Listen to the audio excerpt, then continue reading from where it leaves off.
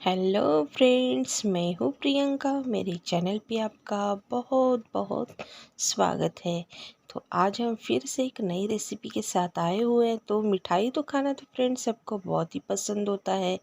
तो देर ना करते हम फटाफट से बना लेते हैं। तो यहाँ पे हमने कुछ सामग्री ली हुई है।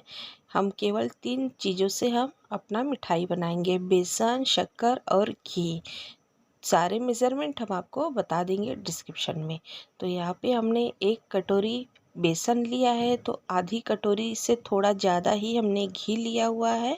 और 1 कटोरी इतना हमने शक्कर, जितना बेसन उतना ही शक्कर और लगभग उतना ही घी भी इसमें यूज होगा।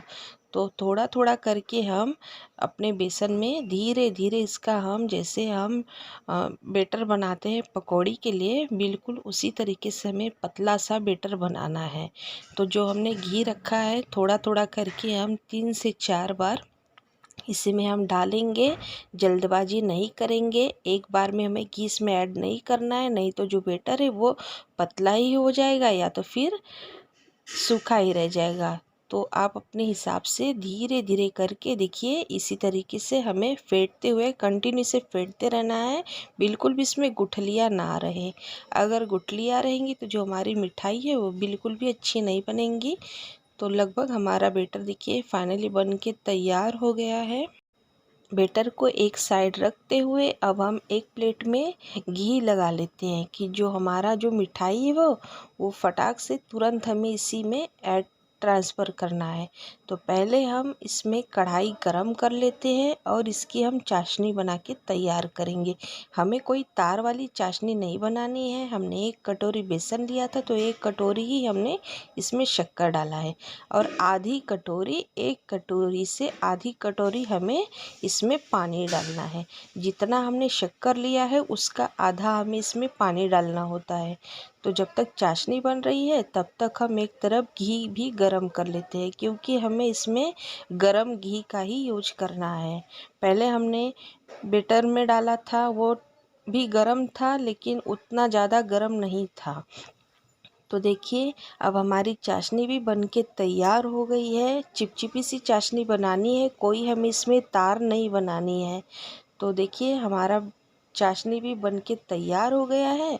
और जो हमने बेटर बनाया हुआ था बेसन और घी का, इसी चाशनी में हमें इसे ऐड कर देना है। और इस स्टेज पे आपको ध्यान देना है कि बिल्कुल भी आपको रुकना नहीं है। फटाफट से इसे कंटिन्यू लगातार इसे फेंटते रहना है।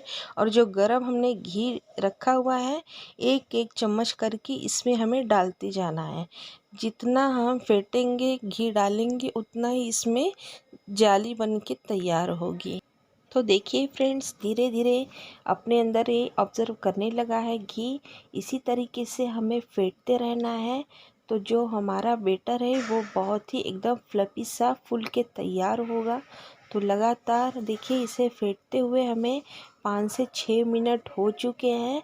तो एक एक चम्मच करके हमें इसमें डालते जाना है। देखिए कितने अच्छे से इसका कलर भी आने लगा है, हल्का ये गोल्डन कलर का हो गया है। तो देखिए फिर से हमने दोबारा घी इसमें डाला हुआ है।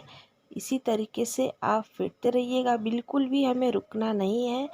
तो इस तरीके से आप भी ज़रूर मैसूर पाक की मिठाई बनाइएगा। बहुत ही टेस्टी बनती है। मार्केट में तो ये बहुत ही महंगी मिलती है, लेकिन आप अगर घर पे बनाओगे तो बहुत ही कम सामान में ढेर सारी मिठाई बनके तैयार हो जाती है।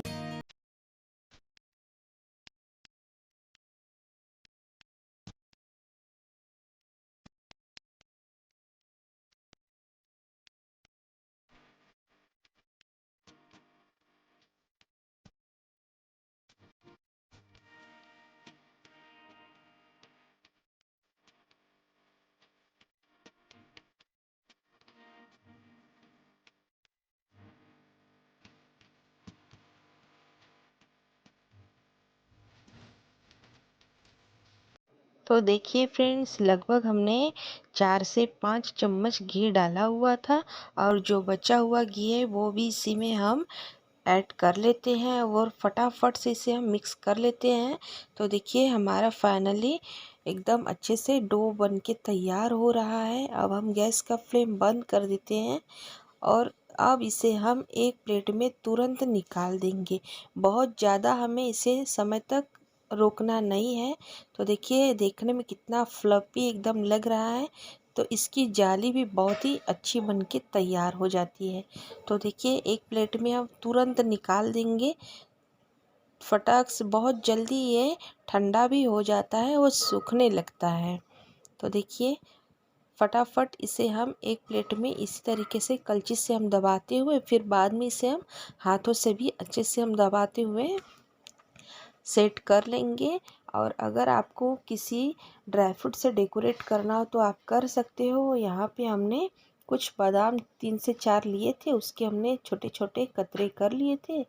इसी तरीके से हम इस पे डाल देते हैं और इसी स्टेज पे हमें चाकू से तुरंत इसे कट भी कर देना है, क्योंकि जब ये ज़्यादा ठंडा हो जाता है तो वो टूटने लगता है, क्योंकि ये बहुत ही सॉफ्ट बने हुए होते हैं।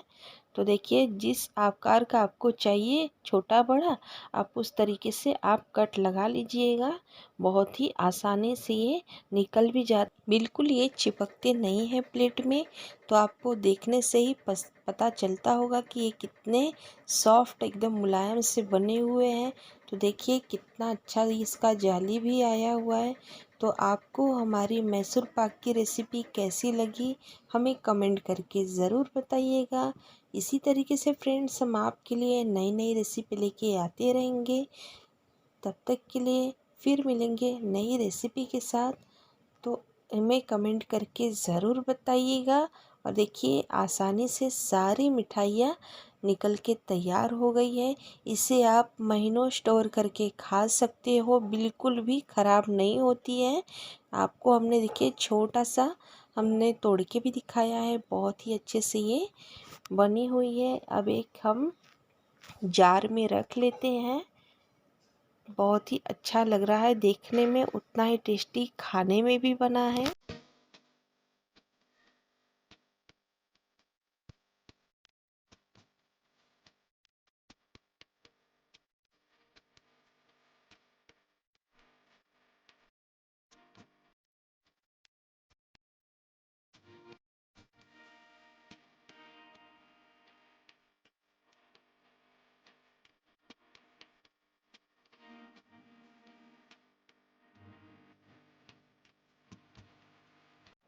फिर मिलेंगे फ्रेंड्स इसी तरीके से नई नई रेसिपी के साथ। तब तक के लिए bye bye. Thank you for watching.